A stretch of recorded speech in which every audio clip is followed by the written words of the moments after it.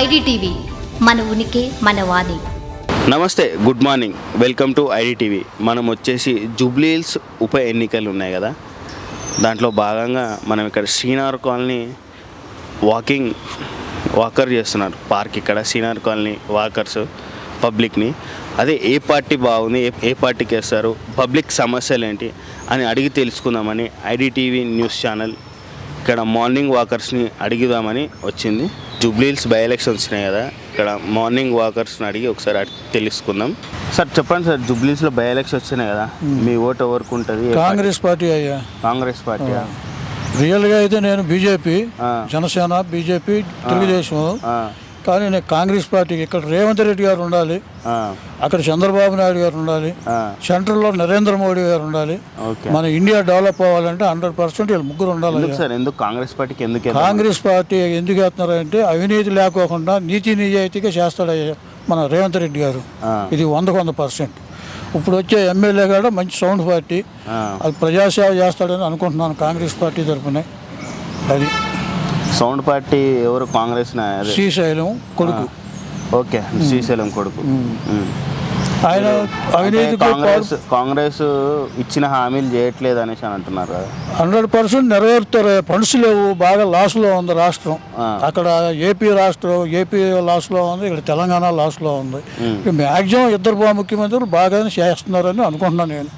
అది మీ ఓటు వచ్చేసి ఇంకా నా ఓటు వచ్చి 100% కాంగ్రెస్ పార్టీకి వేయట్లేదు, నేను రేవంత్ రెడ్డి గారికి వేస్తున్నా. Revanth Reddy okay, dashing hero. ఆయన మాత్రం ఆయన ప్రజాసేవ చేయాలంటే ఆయన తర్వాతే అనుకుంటున్నాను నేను. అక్కడ ఏపీ బాగుపడాలన్నా ఇక్కడ ఈ 2 రాష్ట్రాలు, తెలుగు రాష్ట్రాలు మంచిగా ఉండాలంటే అన్నదమ్ములుగా ఈ 2 ముఖ్యమంత్రులు ఉండాలయ్యా. అది మనం అంతా తెలుగు ప్రజలు. మనం ఒక అన్నదమ్ములుగా మ్యారేజ్ అయిపోయిన తర్వాత ఇడిపోతాం. అదే పద్ధతిలో రాష్ట్రాలు ఇడిపోయినాయి, కానీ మనం అన్నదమ్ములుగానే ఉండాలి 2 రాష్ట్రాలు. మీరు తెలంగాణ, మేము ఆంధ్ర అని కూడా ఈ కేసీఆర్ వీళ్ళు సృష్టించారు.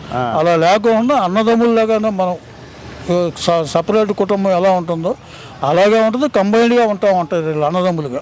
అది నా అభిప్రాయం అయ్యా. ఓకే, అది రాష్ట్రాలు 2 రాష్ట్రాలు డెవలప్ అవ్వాలి, అన్ని అందాలో వీళ్ళు అవినీతికి పాడుపడుకోకుండా మంచిగా చేయాలని నేను కోరుకుంటున్నాను అయ్యా. ఓకే, అది సార్ చెప్పండి సార్, జూబ్లీ హిల్స్లో బై ఎలక్షన్ వచ్చింది కదా, మీ సపోర్ట్ ఎవరికి ఉంటుంది, అంటే ఏ పార్టీకి ఉంటుంది? మీరు అప్పుడే ఓటు అనేది సీక్రెట్ కదండి, ఓపెన్గా చెప్పేస్తారా?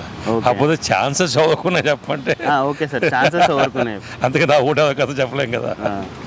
ఛాన్సెస్ ఎక్కువ రూలింగ్ పార్టీ కూడా కాంగ్రెస్ పార్టీగా ఉంటుంది. కాంగ్రెస్ పార్టీ ఎందుకంటే రూలింగ్ పార్టీ కదా. ప్లస్ ఏదైనా డెవలప్మెంట్ ఉండాలంటే రూలింగ్ పార్టీ ఓటేస్తే చేయగలదు తప్ప ఇప్పుడు అపోజిషన్ పార్టీకి వేస్తే వాళ్ళకి ఏం ఫండ్స్ ఉపయోగం కదా, అది అంతా తెలిసిన సత్యమే కదా. అంటే కాంగ్రెస్ ఇచ్చినవి కొంచెం అమల్లోకి రాలేవు అనేసి కొంచెం అంటున్నారు కదా సార్. వాళ్ళ మొన్న వచ్చేది 1 ఇయర్ అయిందా, 1.5 years అవుతుంది, 2 years అవుతుందా? ఇంకా చేస్తారు, బాగానే చేస్తాను కదా. అంటే ఏం అమలు చేయాలి అంటే ఇచ్చిన హామీలు ఫ్రీ బస్సు చేస్తున్నాడు, ఫ్రీ బస్సు ఇచ్చాడు కదా. అంతకు ముందు ఉన్న సబ్సిడీ అన్నీ కంటిన్యూ చేస్తున్నారు కదా. సో చేంజ్ ఇచ్చు ఒక 5 years చూడాలి కదా, చేసేది అది 2 yearsలోనే కావాలంటే అవ్వదు కదా. సో ఇక్కడైతే ఛాన్సెస్ ఎక్కువ కాంగ్రెస్గా ఉందని, రూలింగ్ పార్టీ కాబట్టి. క్యాడెట్ కూడా ఇక్కడ లోకల్ అతను, పైగా యాదవ్ కూడా ఎక్కువ ఉన్నారు కదా, అదొకటి.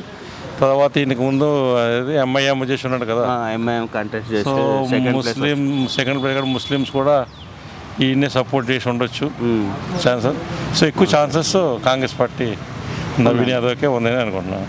Okay, right.